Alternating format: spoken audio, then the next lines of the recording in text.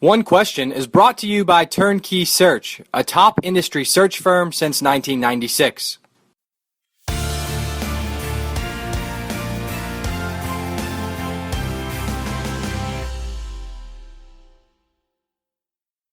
Also, given your background, when you sit down to watch a game, I'm always interested to ask ADs this.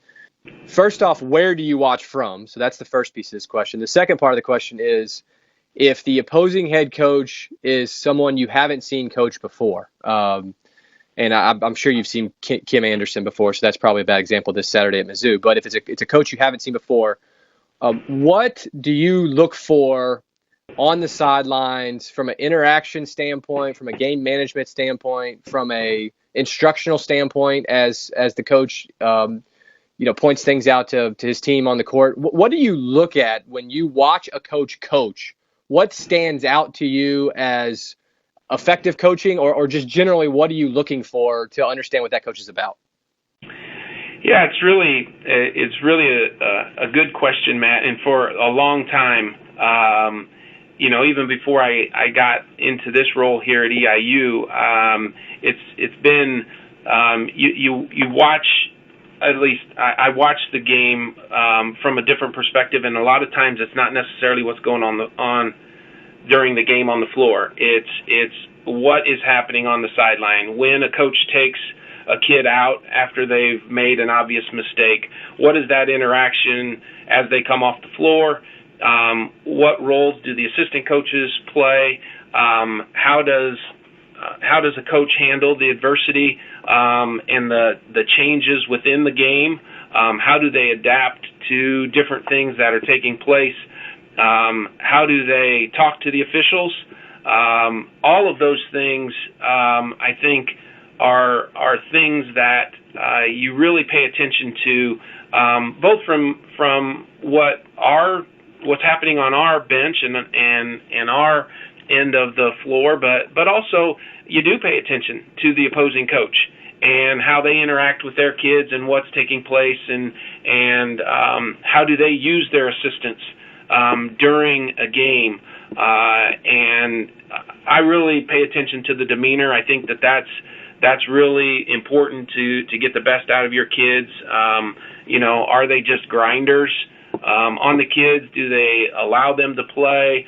What dictates substitutions in games? Is it as soon as they make a mistake or miss a shot, are they coming out, or is it because of defensive breakdown or effort type of things? And it's really fun in a lot of ways to watch the leadership qualities that you see, and how many different ways there are for coaches to get the best out of their kids. There's obviously some coaches that can really get after their kids in a vocal manner, and then there's others that are very, very calm, and kids are busting their tails and playing extremely hard and really well coached in that regards too. So there's a lot of ways to get that. It comes down to, at that point, when you evaluate that, what really is appealing to your eye and your philosophy and core values when you think about those things. And you are commonly behind a bench? Do you like to be across from the benches? Where do you like to be positioned to watch a game? Yeah, we're fortunate where we kind of have an upper level part here where we can walk around, so I can be above. I usually don't sit. I don't know if that is just me being nervous or whatever the case might be, but I usually don't sit. But I do like to face the benches and watch from that perspective. Prefer not to be behind. There's, when you go on the road, sometimes that's where you are.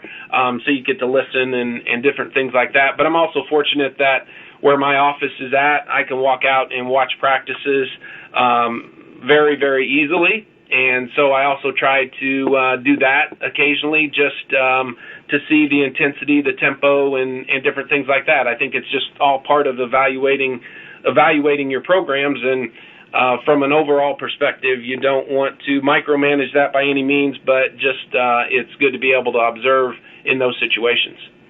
You mentioned the appeal of a head coach that maintains a pretty common demeanor or constant demeanor and good disposition. Are you an advocate that there's a time and a place to get a technical foul, or are you kind of the mind that, we don't need to go in that direction at any point? Yeah, no, I think you certainly want passion and intensity on the floor as well from your coach. And but I will also say that so many times the reactions in positive or negative situations, and oftentimes you concentrate on the negative, but that also, it takes the persona of your head coach. And if your head coach is complaining about every call that the officials make, pretty soon your kids are going to complain about every call, and then all of a sudden your fans are complaining about every call and things like that. I think that there's certainly a time and a place to do that. But if that is something that's happening all the time, and certainly Jay doesn't do those things, and he and I have talked about different situations around that. But if it became a problem, then I think that's something that he and I would sit down and talk about too. I don't think, from playing the game and being around it as long as I have, I don't think that's valuable in any aspect. I don't think that it helps from the officiating standpoint. It certainly doesn't help in the flow of the game. If you need every call explained to you that they make, so I think that there's for the betterment of the game, there's a piece to that needs to take place as well. How legitimate is the statement that I don't know what the data would say. It would actually be really interesting for somebody to do this study. And I imagine somebody at ESPN or CBS or Ken Palm has done this, that after a technical foul, the team that received the technical or the coach that received the technical, more fouls are called against the other team for the remainder of the game, or a certain time length. I don't know how to define it, but and the reason I ask is I happened to be watching Florida State on a plane on Sunday. They weren't playing on a plane. I was on a plane on Sunday, and Mike White got a technical foul for Florida, and he was very almost stoic after he got called for the technical foul. He didn't, it wasn't over the top at all, and it made me think. I wonder if he gets some calls here. Do you think there's some legitimacy to that? Well, what I do know is that it's very, very difficult to be an official at the collegiate level or whatever level it is. There's a tremendous amount of pressure because so many livelihoods are being affected by the outcomes of these games, whether that's right or wrong. And I would hope that getting a technical wouldn't influence that piece of it. But at the same time, I also think that you see some coaches, quote unquote, work the officials, and does that have an impact on how the game is called? And I think that as you observe that, sometimes you feel, now whether the data suggests that or not, but you feel that is having an impact on the game, and then all of a sudden the other coach is saying, well, hold on, if I have to get in your ear the entire game to get calls like the other person is doing on the other end of the floor, I'm going to do that so I don't put my team at a disadvantage. I think that the officials and the coordinators for the different leagues would say that doesn't happen, and I hope that wouldn't be the case.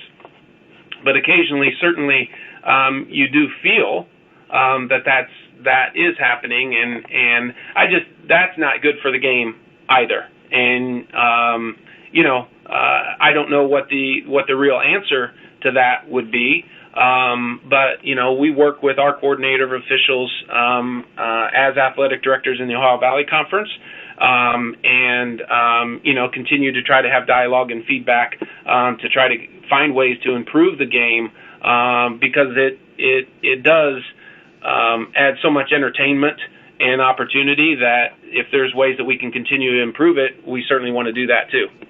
So let's bring this thing full circle. And as an athletic director with your background of playing at a very high collegiate level, how do you consciously stay out of Jay's hair in some ways and or help him in some ways, given your perspective of the game?